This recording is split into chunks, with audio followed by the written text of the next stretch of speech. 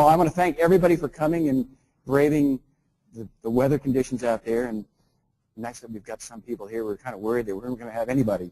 And so I guess this is kind of an interesting time in my life because most people know that I kind of had a bad summer last year, and I got really, really sick, and I had kidney failure, and because I have prostate cancer, and I didn't want to do what the conventional medical people wanted me to do, and sort of caught up with me and sort of impacted my kidneys. And you know, I was last summer at Heather's first field day that she had. You know, I couldn't even walk to the fields.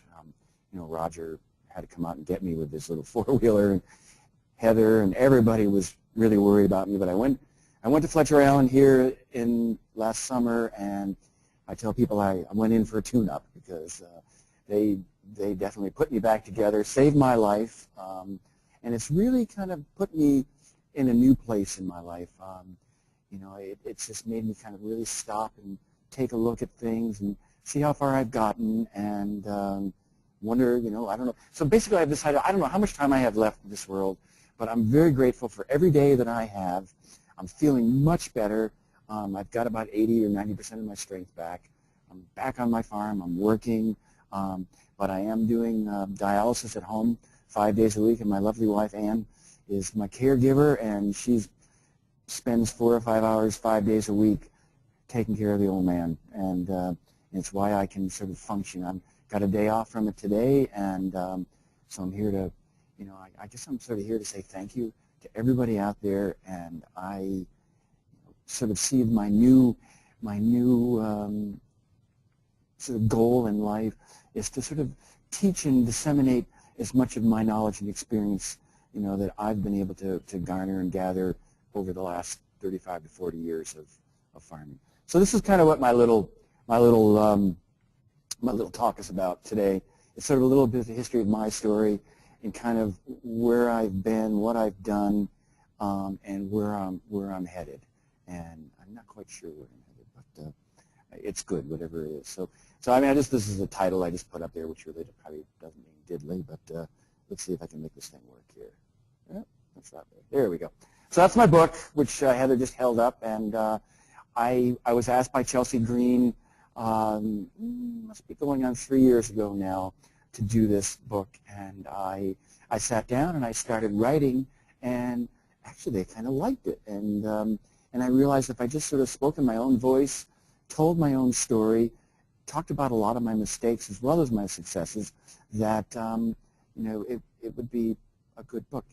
And they didn't really edit me like very heavily. They kind of let me use my own voice, and you know, I'm pleased. It came out well, and people seem to like it. And I think if it can help people, maybe not make some of the same mistakes that I've made, it's been a success. So this is my farm, and we're up in the northern part of Vermont, northeastern Vermont, kind of just on the east side of the Green Mountains. It's a high plateau, and you know, it's pretty level ground, but it's very high up.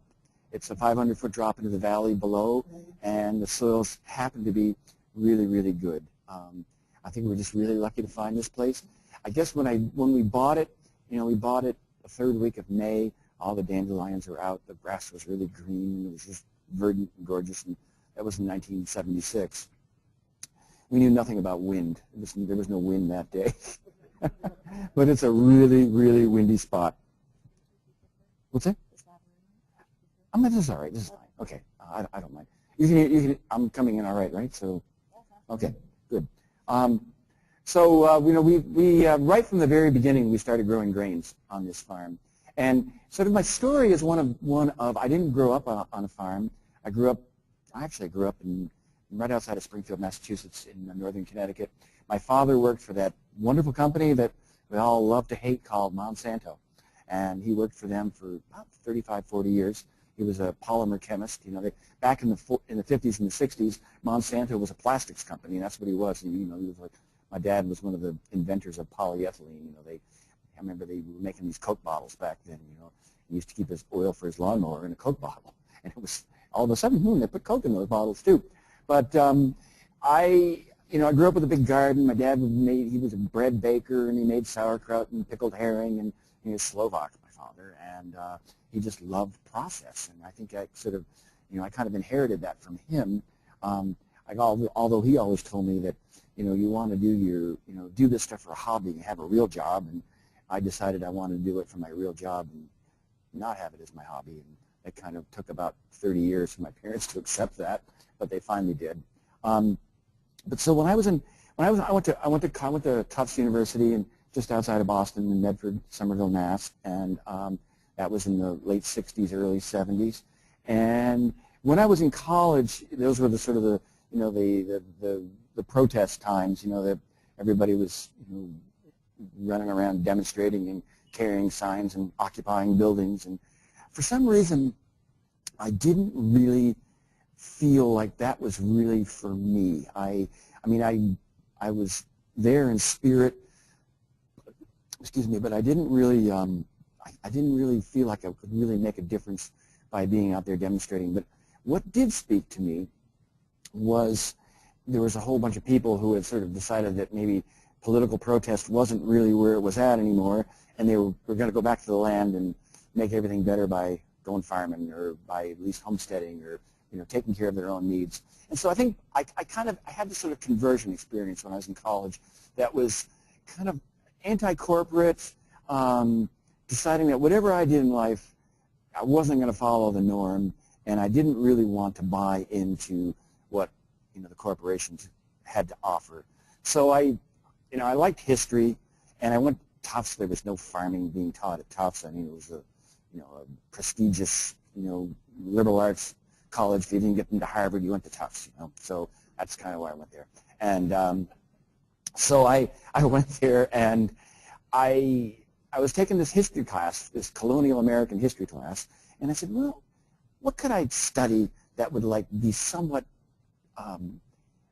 congruent to my needs or what I want to do in life? So I had to write a paper, and I wrote a term paper on colonial American agriculture. What did the first colonists who came over, how did they farm? I figured that might help me. And I realized there was this whole pursuit of studies at places like Indiana State University and University of Michigan, of agricultural history. And there was a Journal of Agricultural History, and then I ended up working at Sturbridge Village because I grew up very close there, and there was a farm at Sturbridge Village, and then I'd put a costume on and reap grain with a sickle and pick corn and slaughter animals and milk cows into a wooden bucket, and I just was in heaven. It was just and while I was there at Sturbridge Village, there were all these other hippies who kind of wanted to do the same thing that I did. Plus, there were all these retired farmers there who were no longer farming, but they were working there part time, and they were full of stories of how they had grown up. And I kind of got this sort of ability to look backwards as much as I looked forwards, and so history is a very important part of my my approach to life. So when I went back to the land in 1976 on this little farm in northern Vermont, I had been living in Wisconsin the year before because my wife had to finish school there, and so there were people picking corn and doing all stuff they didn't do in New England. They were growing a lot of grain. Everybody's growing oats, and there were Amish in the area who were actually growing grain the old-fashioned way with grain binders and threshing machines and all that stuff. So I said, well, I want to do it that way too. So when we bought this farm, it didn't take us. We already had a family cow by then. We'd been living on renting a place, and then after a year, we found this piece of land. It was 60 acres. It was my wife's grad school money, which was $20,000 that her parents had put aside for her, and we bought 60 acres of land for $20,000. And we're going to live happily ever after, and I guess we did. And but her family wasn't too they got over it after a while. But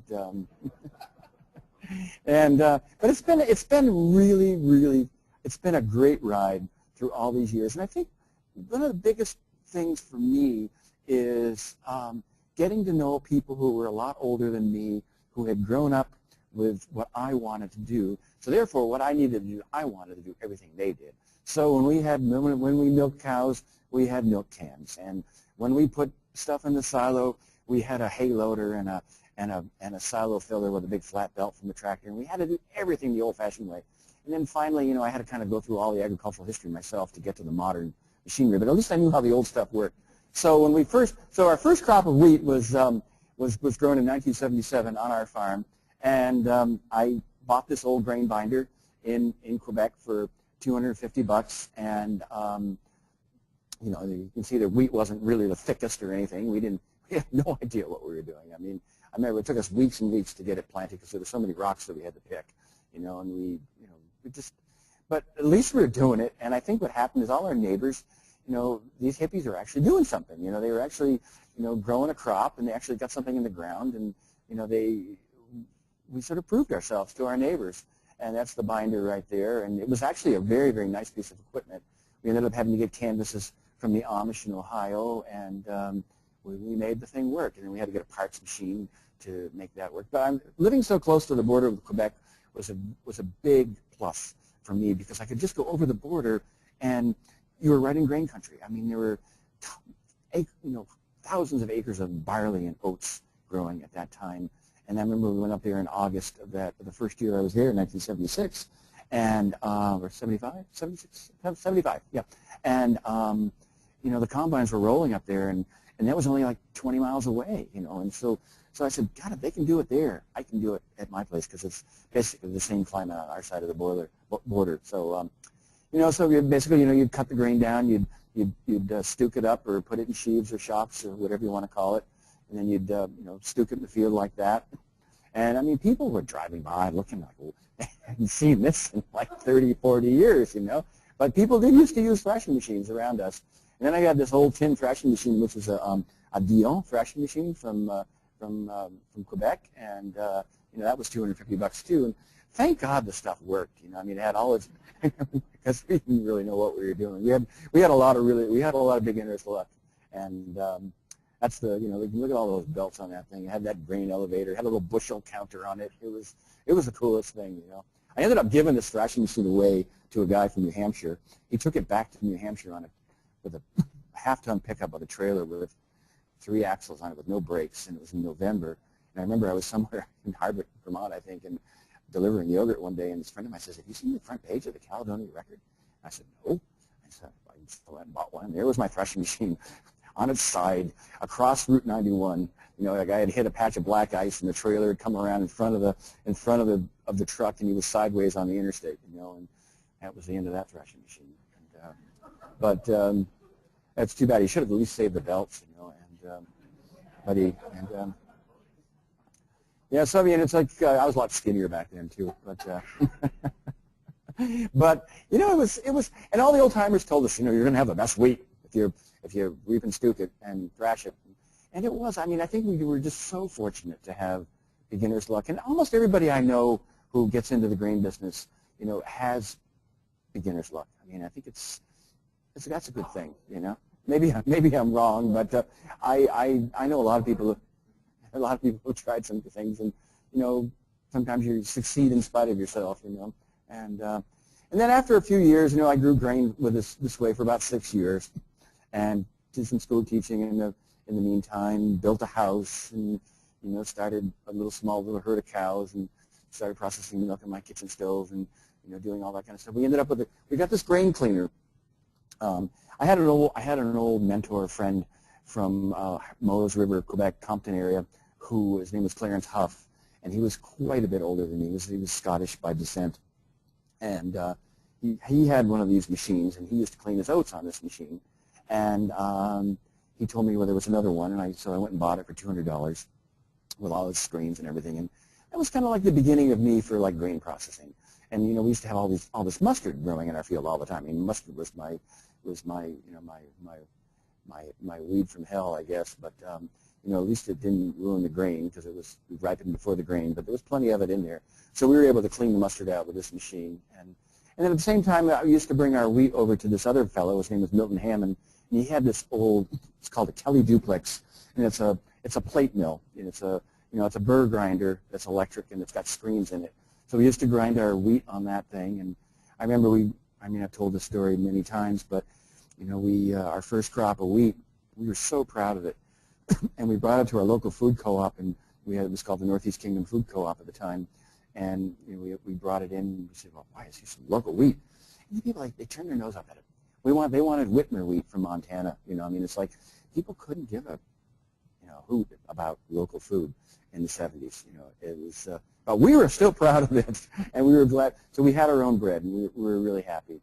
And over time, we built a barn, and we built that granary, and it's the whole growth of our place has been sort of an organic growth. I mean, we just built that big building there and kind of patterned it after the granary where the seed cleaner came from, which was in Ariscliffe, Quebec. It was the Dupuis Mill, and out in the Dakotas and in the Canadian prairies, all these buildings had this monitor roof on them. So we just built one like them.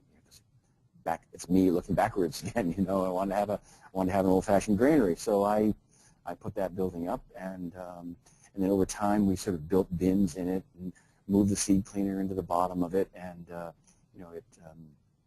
it all worked. And then also at the same time, I've had this love affair with iron and steel.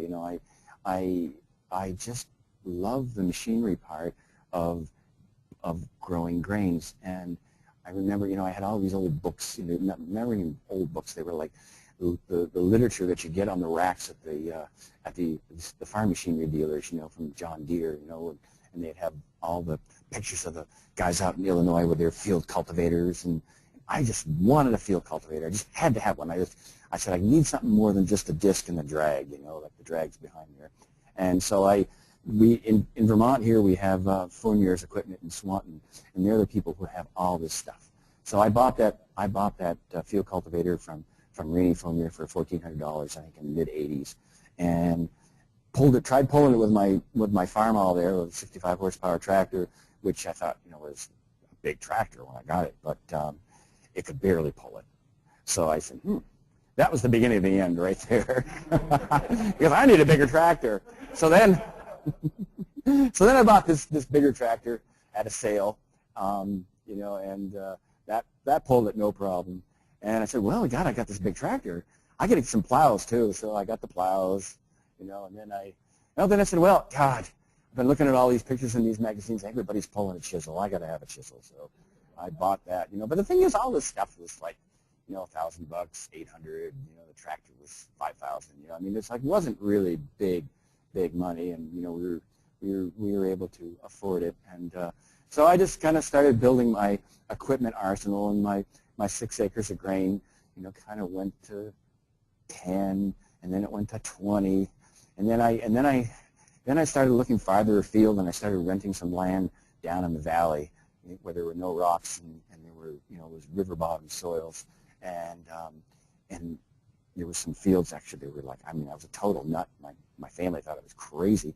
I moved up the road 10 miles, like I'm 10 miles south of the Canadian border, and the river flows north up to the border, and it's 800 feet lower in elevation up there. So I had a chance to rent some land there, and I did, and I just couldn't believe it. I said, wow, you can really ripen corn here. So I started growing corn and soybeans, and that was about 1990 or so. And so I've had this, I didn't really set out to be, a sizable grain farmer or a cash crop or anything. It was just sort of what I liked to do. I'm not sure, how sustainable it all was, but it definitely was a disease that, kind of got a hold of me, and once I started, I couldn't stop, and ended up, then I saw these these spike drags that you could, pull on top of your corn before it came up, and McFarland Harrow, I had to have one of those, and I got this collection of old Farmalls. I got about 9 of them now, and they're all from the '60s, but and I have a good friend who helps me keep them running, and it's been fun. I've had a really good time. And then sometime about 1990 or so, I stepped up to a new grain drill, a 12-foot international 510 grain drill, and we started. I mean, that's the home farm right there, and it's you can see it's pretty level, pretty wide open. It kind of looks like the Vermont version of Montana or something where we are. It's kind of almost a Canadian landscape. It's so far north, and then about 1992, I think I you know, I had Clarence's old combine, which is an old Oliver, and, you know, it was breaking all the time, and I ended up, I sold it, and I got this John Deere 3300, which I thought was you know, really the cat's meow at the time. And, you know, it should have had a 10-foot head on it, but had a 13, and it was no, it could plug sometimes, but it did a really good job, and I was happy. And you know, you could buy stuff like this for $5,000, and you still can. You know, I mean, it wasn't a ton of money at the time. You know, we've sort of been messing around with some heirloom wheats and some spelt, and you know, all kinds of good stuff. And right about 1990 or so, I decided I wanted to start growing corn again. I'd tried a few times earlier than that, and really hadn't had very good luck. I mean, you know, we've had, you know, just like a frost would always get it before it got quite ripe.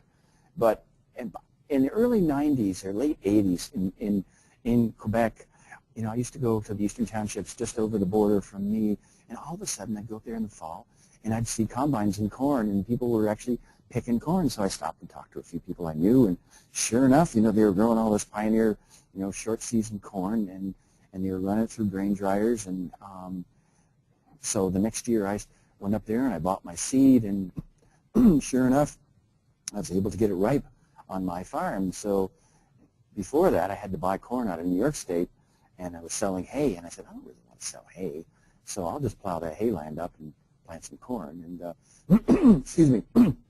So when we first started, you know, we started with a corn picker, and you know, just a one-row new idea corn picker, and did that for a number of years. Built a corn crib, and you know, did ear corn, and most of the time it worked. Sometimes there was some mold in it, and we weren't always perfect. But it was, you know, it worked pretty well. You know, there were no drying costs. And then in the early 90s, I think 94, excuse me, we rented this farm in North Troy, which is right on the border, and actually right here is the Canadian border. So this part is in Quebec, and that part's in the States. So we were farming in Canada. We were cool, you know. So, and that was fun. And actually, this is probably the lowest elevation land around us. It's where the river goes into Quebec, and it's also one thing we didn't realize is it floods all the time too, and more. I mean, that's the most interesting thing, is that it's gotten really the weather's just gotten so fluky, especially down there on the river. You're always, you know, you're going to have high water sometime during the growing season, so it kind of determines what you can do and what you can't do.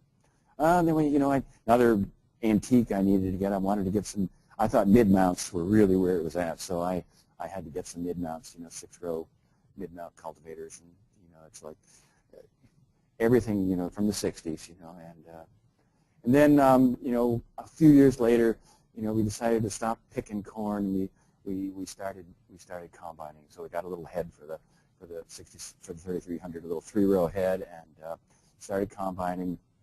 You know, of course, you know, here in November, and there's snow on the ground, and I don't know. I don't really, in retrospect, I don't really know why I do this, because it's a battle. It really is, you know, and I think that's sort of what I'm sort of leading up to, and kind of what I've sort of decided over there. And then we got this little grain dryer for $200, and you know, we had to rebuild the bottom of it, and had to learn all about propane, but actually we made it work. You know, we were able to dry our corn, and I couldn't believe though how much gas it took. You know, a lot of gas, which really adds up to, you know, if you don't live in Iowa and you haven't got all that heat, you got to import it through petroleum, I guess, to get your corn totally dry.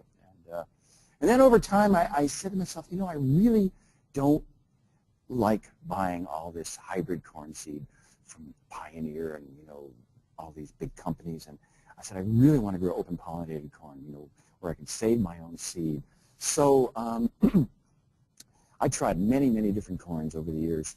And, you know, Rob Johnson from Johnny Selected Seed gave me one from Michigan called Matheson Dent. I tried Wapsie Valley. I did some stuff from Victor Cusick in Ontario, and I couldn't really, I just, none of it compared to the hybrid. Most of it never really even matured. If it did mature, some stalks were barren. So finally, I got to know Frank, who's coming today, we hope, and he's Frank Kutka, and he put together this variety called Early Riser, which for some reason did really, really well at my farm. So I grew a couple acres the first year. It's about 8 or 9 years ago. And I remember I called up Heather. I said, Heather, come on over and look at this corn. So we had this field. It was right on the main highway. And it was almost like along the Allagash in Maine where they leave the tree standing next to the river when you're in a canoe, but you go back about 100 feet and it's all clear cut. Well, it was the same thing with this corn. You went back from the road about 8 rows, and the cones totally hammered it. You know, they thought it was pretty good, but actually it matured pretty well. And I remember I called up Klaus Martins in New York because I bought the seed from him, and he said, well, let's bring it over to Cornell and to the I can't remember what they call it, but they do the seed, the New York Seed Improvement Association or something. And so we brought a trailer load, go backwards. We bought a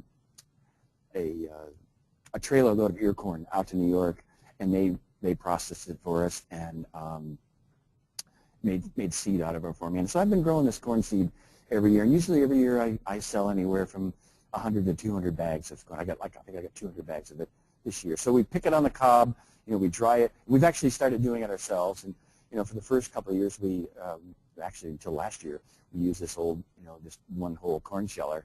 Now I had to get a new 1958 Minneapolis Moline 30-foot long corn sheller this year, much to my wife's sort of chagrin or whatever. One more piece of iron to add to my collection.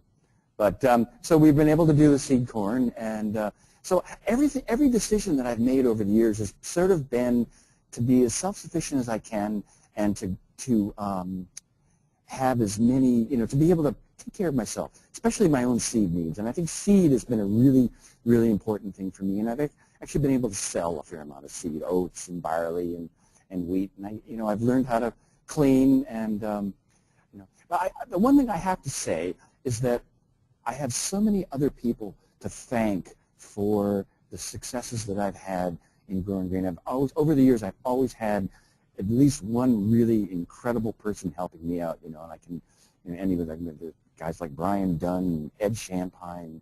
I've got another guy named Joseph Towner who works for me now.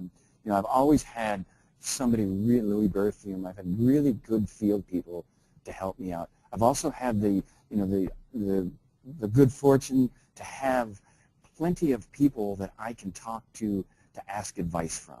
So, old-timers and, people who know a whole lot more than I do. So I've always gotten, really good help and really, really good advice to, it's not just me that's done this. And I think you say that about my whole farm, too. We've had tons of apprentices and people to come help us over the years have just given us their heart and soul. And it's all added up to, a farm that has done well. We've shared what we've gotten with other people. So it's been a great ride. And then, so over the years, then Heather came along about 10 or 11 years ago, and I have to say the same thing, that the first day she came over, we went for this walk, we went for this field crop tour, and we stopped at this little waterfall in North Troy, and we're walking around this pine woods back and forth to this waterfall, and Heather's pointing at all the different mushrooms. That's a such and such mushroom, and that one's edible, that one's not edible. And I said, this lady knows her stuff. And, anyway, we hit it off, and I have to say that it's been because of her coming along in the last decade or so that's why we're where we're at today. I mean, I'd still be growing grain today, but I wouldn't know half of what I've known, because she's taken everybody else's curiosity and made it her curiosity too, and we've all learned together. She's got the resources to find things. She's got an incredible sort of training in agronomy that will help all of us people who are flying by the seat of our pants, and we're all in it together. We started doing these workshops, and then we finally, we started the Northern Grain Growers, and then this is our 10th annual conference, and the interest has just been, it's just grown by leaps and bounds. So, I have to say that, like, if I'm interested in something and it's something, like out of the box or unusual, I'll tell Heather about it, and she'll go back to the drawing board, do a bunch of research, make some contacts, and she'll have a whole bunch more ideas, and all of a sudden we have, kind of a new project on our hands. So, she's helped me learn how to grow better wheat. And another thing that over the years we've had really, really good relationships with farmers on the other side of the border. And I've got, several friends in the audience here, Archie, Lewick, Peter Bulow, people from the province of Quebec who, they've been growing grain a lot longer than we have, and they know a lot more than we do. So we've been able to, figure out how to grow higher quality wheat and, and how to do milling. Some little tricks that you can do, like harvesting on the moist side, and, because you've got rain coming, and, instead of leaving it out in the field to get rained on for weeks and weeks, you take it in at 18 or 20% moisture and dry it with air. I mean, these are all, things that we've learned from the other side of the border. And, I think, for me, the cereal part of my crop rotation is definitely the most sustainable. Since I milk dairy cows, I bed with straw. We have a bedding pack. We make compost. So, I mean, for me, the straw is almost as important as the grain, and we bring it home back to the farm, and we store it, and then we bed with it all winter, and then we put it back on the land in form of compost. We've sort of gotten into milling a little bit over the years. In the beginning we were just making flour for ourselves, but as time has gone on, I've started out with this little 8-inch meadows, and then we worked up to like a much bigger machine. This is not mine. This is somebody else's, but I have one kind of similar. I think this is a 24 or 30-inch meadows.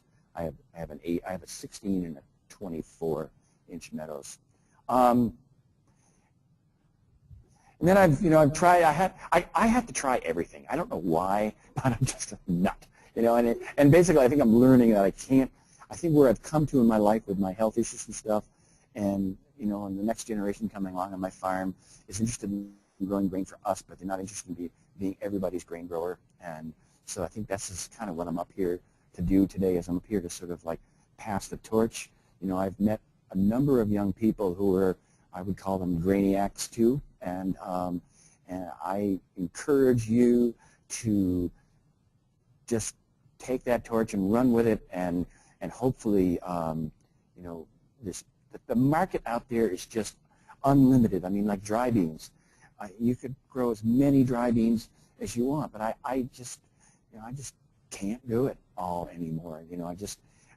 I know how to do it, and I'll help you, but I'm going to have to sort of step into the background a little bit and be more of a teacher and less of a. But so I mean, we got into dry beans, and they, you're supposed to be able to pull these mechanically, and if there's any weeds at all, the pullers don't work, so we end up, having to do this, and we're extremely fortunate here in Vermont that we get a lot of people at food co-ops and consumers that want to come out and help you. So the co-op in Burlington here, City Market, has these things called crop mobs. So they bring their crop mob out to your farm on a Sunday, bring all the food too, and they help you pull beans. So we pull beans, and with this group of people, we put them through this this old Bidwell Bob's bean combine, and then they have to be sorted on a table, and and then as far as I got to do soybeans too, of course. So we grow soybeans, and and we've had some. This is I have to thank Heather. Heather did this trial a few years ago, and she came up with this one variety that just was head and shoulders over all the other varieties, and it was a variety from Co-op Fédéré in Quebec called Dares, and it just thrives. So we've been saving seed from these beans and growing them out. Mark Boyden grows them here in Vermont too, and they've done really well for me, and I got a newer machine now. I got stepped up to 1988 to a John Deere 6620, and I got the same head on it, but it's got twice the horsepower, and it doesn't plug like the old one used to. And if it does plug, you can reverse the feeder house. So life's pretty good, And then we roast the beans at on the farm. Bouchers come with their roaster, and we put them into these old grain dryers to cool them. And I have oats too. I've been fooling around with oats. I really want to make oatmeal, but I pretty much got as far as like making oat groats these days. And oats, for some reason, are the best crop the easiest and the most reliable grain crop that I know of, and they were the grain crop of choice here until everybody decided they wanted to be a wheat grower. They yield well, they make a lot of straw, and they put up with wet soils. Just being able to grow a heavy oat is I'm not exactly sure how you do it, but we've been lucky. We can get 38, 40-pound test weight oats, and these are good. This is what we're rolling right now. Then I got this oat roller, this Ross Camp Champion that is a livestock oat roller, but I've been able to use that. And, the hulls come outside in a wagon, and then you got to have a paddy table. It's just like it's almost an epidemic disease. The amount of stuff you've got to have, and they got something for everything. Every little process has got one little, and then there are people who sell this stuff too. So one of the workshops I have to give today is about finding equipment, and but like a paddy table is what they use in the rice industry to separate stuff that's been dehulled from stuff that's been hulled. And it's kind of the most interesting thing. It's just these little triangles, and there's like 4 or 5 decks of these things, and the oats hit this, the hulled oats hit this thing, and this thing's going back and forth. And the oats that have got hulls on them still come off one side, and the oats that are dehulled properly come off the other. And then they end up, we put the oats in the groats in a wagon, and then that's part of as far as we've gotten. I've done trying to do some rolling, but with my health issues and everything else going on, I have sort of come to a standstill on that one. So it's kind of added up to, it's been really lots and lots of fun. We've had numerous workshops at our place. This is one that we had a couple summers ago about trying to grow nutrient-dense forages and feeds. I had John Kemp from Ohio come out, and we've had other workshops. Usually once a year or twice a year we have a field day at our farm, and there's Truly and Heather and everybody else. We have a really good time. Heather's done quite a few trials and plots and replicated plots at my place. We're sort of like the mountain location, compared to Alberg over there in the valley. And, we're if you want to go to something a little cool and extra rainfall, you come to our sort of hilltop location to do it. And little plots and little flags, and then Heather had the wherewithal to go out and get this plot combine, and we've got Roger involved here to sort of run it, and it's lots of great things have happened. And all these plots over there at Border View Farm, and field days every summer, thousands and thousands of plots, variety trials, and planting date studies, you name it. I mean, this stuff was not going on 15 years ago, and it does today. So it shows you that we've come a long way, and there's interest, and we've got interest at the university level in this, and then we've got other universities that are sort of picking up the lead too, and they're not just working for commodity large scale agriculture anymore. And so lots of great things going on here, and unusual wheats, like club wheat, that stuff you don't really find growing in the Palouse region of the Pacific Northwest. Heather will try anything, and then just gone up to the laboratory scale too, and as far as being able to test for quality, like falling numbers and farinograms and DON testing, mycotoxin testing.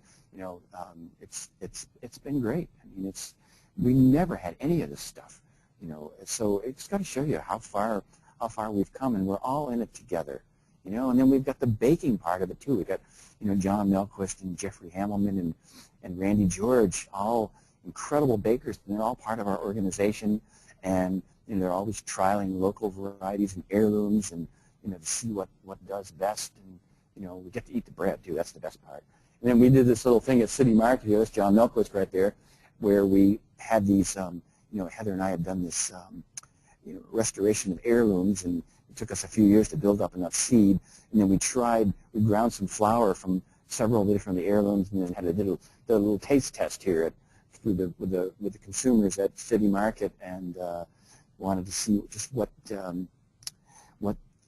who liked what the best, for varieties, and it's been so much fun, and but I guess where I've come to, and the reason I've got all these pictures here, is I sort of come to the conclusion that for me, I'm a dairy farmer and a grain farmer both, and pretty much my home farm is all in forage, and my other fields are away from my farm, and some of them have probably been in grain a little too long, and maybe I've been a little too greedy on my rotations, but I really believe that if you really want to build soil and you really want to put carbon back in the earth, you need to have your land in forages at least 2 or 3 years out of a total of 6 or 7 in a rotation to really kind of heal things. Things got to go back to sod, I think,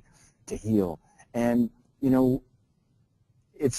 most of us have limited acreage that we're working with, and the temptation is to just plow it up and plant again next year and rotate your crops, but maybe have a cover crop, but just like leave your cover crop in over the winter, but till it the next spring and plant corn again. And I finally have, I don't know if it was my health or my common sense or a little bit of the two put together, that have told me that I need more of this and less of the other.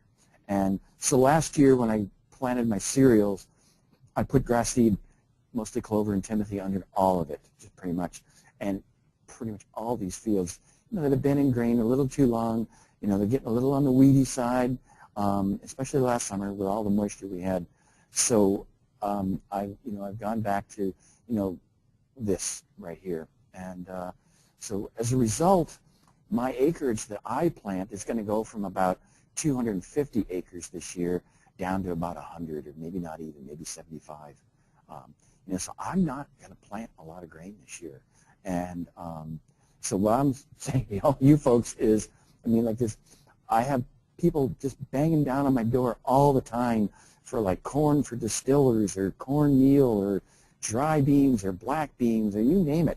They want oat groats, they want rolled oats, they want barley for malting.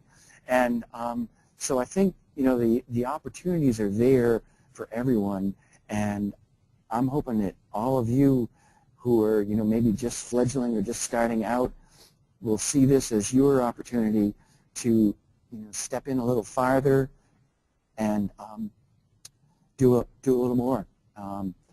But to me, all this perennial rye and fescue and, and having cows on the land, I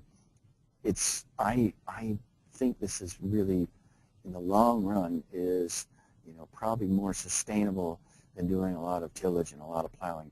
So I'm trying to figure out a way in my rotation where I can keep the earth covered, at all times. And I think so, what I've come to the conclusion is that, instead of fall plowing and leaving things bare, I'm going to start, and I have started doing this, putting oats in like late August or early September, and just letting the oats come up and just die in place, and leaving them as a kind of as a permanent mulch. And if I was really brave, I'd try planting right into that oat mulch, the next spring. I haven't really tried that yet, but it's almost like kind of like a just like dipping one toe into no-till or something. From what I see here in our cool northern climate, I'm not really sure we have enough time to do, Jeff Moyer's roller crimper thing. I've seen it at Lewick's farm, and the difference in soybean yield between the roller crimper and tillage was about almost 50% more or something. So I guess yield is still still an important thing, but quality is too, and the long-term health of our planet is something to consider too. But it's like I will be doing a lot more haying this summer, and some of it maybe we'll just cut and leave, because I don't really need it all, and what I've done actually in my own particularly, I rent probably 300 acres of extra land, and one farm that I rent 100 acres, I just gave it up this year. I the woman I rented from doesn't really appreciate what I do, charges me way too much, and I'll just let somebody else take it. I just, which is, and for me, it's like I was always looking for more land. Now I'm looking for less. And but I mean, that's, to me, all that crop diversity with grasses and legumes is really how you heal the land. And I think. And I guess a few other things we've tried is, we the last couple of years I've been doing these projects with Heather where we're trying to figure out, what sorts of foliar feeding we can put on forages and grains to increase the nutrient density, increase the fats in our forages so we don't have to grow so much grain. Or if we do grow grain, we can put it all into human consumption and not have to feed it to our cows. But, this is kind of, this is sort of where it's at for me.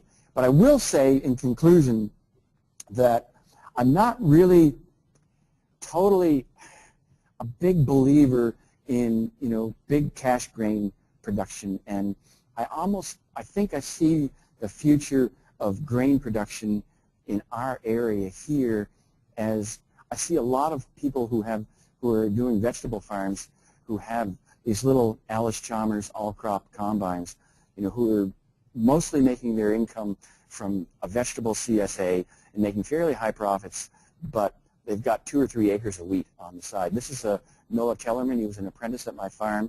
He's in northeastern Mass, right outside of Gloucester, Essex, Mass. And he's been growing some barley for malting, and he's been growing some wheat, mostly winter wheat. And then he's made his own dryer. I've helped him a lot, and I've given him a lot of advice. But he's a doer, and he went and did it. He went and made his own tiny little grain dryer patterned after something I've done. And then he's got this little all-crop, where he, brings in his wheat and he makes flour. They have a little pizza oven on their place. But I almost think that this is more the future. I'd like to see a lot more of this, and people who are just, commodity grain growers. I've tried it. I think it's fun. I haven't made a lot of money doing it, and I don't really care about the money. I've had a wicked good time. I've been able to sort of pay my way as I went and pay for all my equipment. But when it's all said and done, I'm not really sure that I've really built that I've built soil by doing it. I've built more soil by being a grass farmer than I'm a grain farmer. So, I need to kind of. I'm concentrating on a couple of things right now.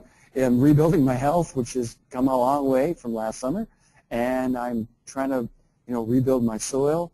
And I want to be there to help everybody who wants to do it. I don't know it all, but I do know a lot of people who know a lot more than I do, or who know about things that I don't know. And so I'm part of a rather large network.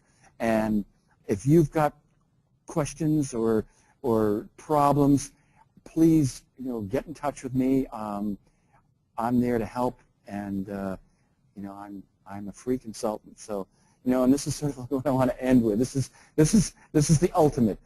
Pulling an old grain drill with an Alice Chalmers G. That's Noah right there, and it's great that there are people doing this, and I hope there's others to do it too. And I thank you very much.